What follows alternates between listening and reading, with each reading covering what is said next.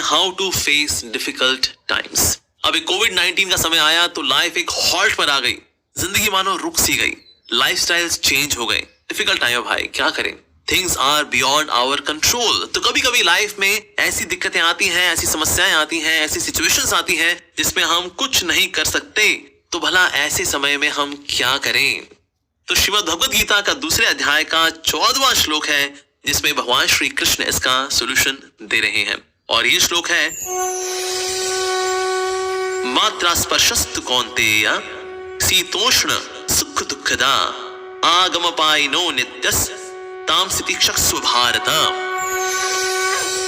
यानी कि व्यक्ति को सहन करना पड़ता है सुख और दुख को, बिल्कुल वैसे ही जैसे कि हमें समर्स और विंटर्स को सहन करना पड़ता है।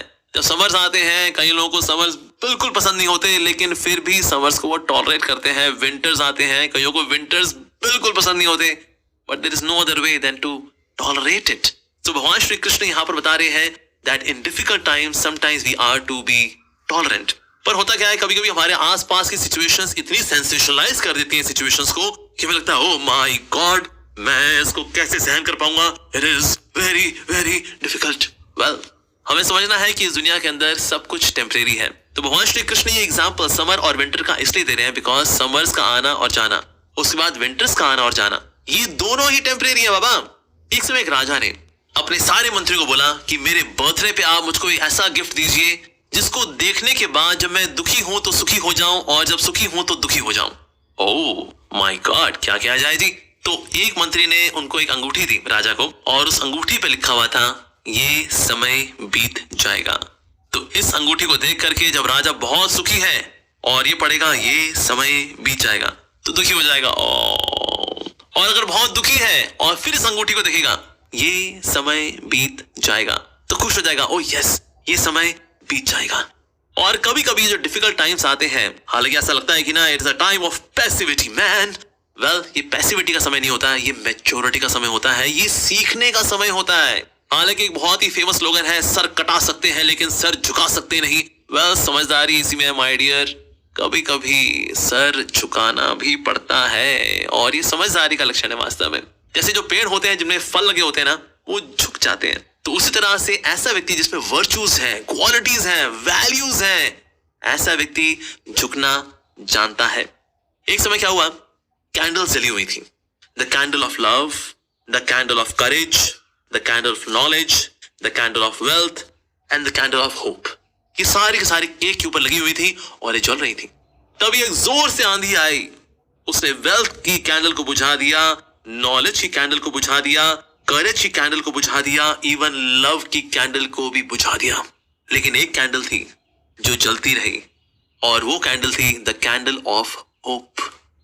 और फिर जिस व्यक्ति का बर्थडे था उसने कहा, वेल हालांकि सारी कैंडल्स बुझ गई हैं लेकिन अभी द कैंडल ऑफ होप वो जली हुई है, और उसने फिर उस कैंडल ऑफ होप से candle of love, candle of courage, candle of knowledge and candle of wealth, इन सबको भी जला दिया।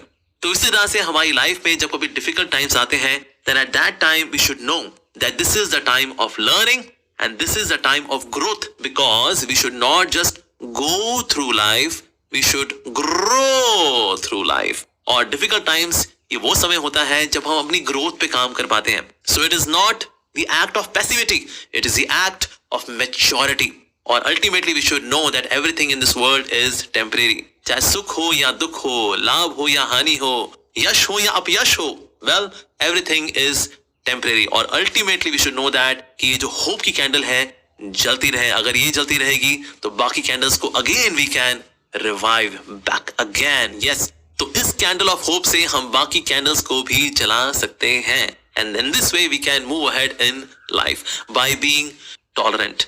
क्योंकि जो लोग टॉलरेंट होते हैं उनको टॉलरेट करना नहीं पड़ता, और जो लोग इनटॉलरेंट होते हैं उनको बहुत कुछ टॉलरेट करना पड़ता है। So we should learn from the trees how to be tolerant. वो सारे के सारे सीजन्स को सहते भी हैं लेकिन फिर भी क्या करते हैं, from their own crown they give fruits to the world. So that means we should learn from the trees, even when they are cut they do not rebel.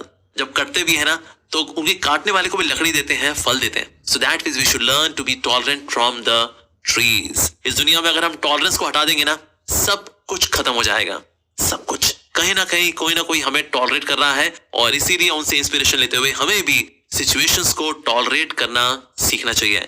It's an act of maturity, it's not the act of passivity.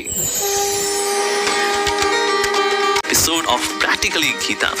इसी तरह से हम आपके पास लेकर के आएंगे practical solutions for everyday problems from the glorious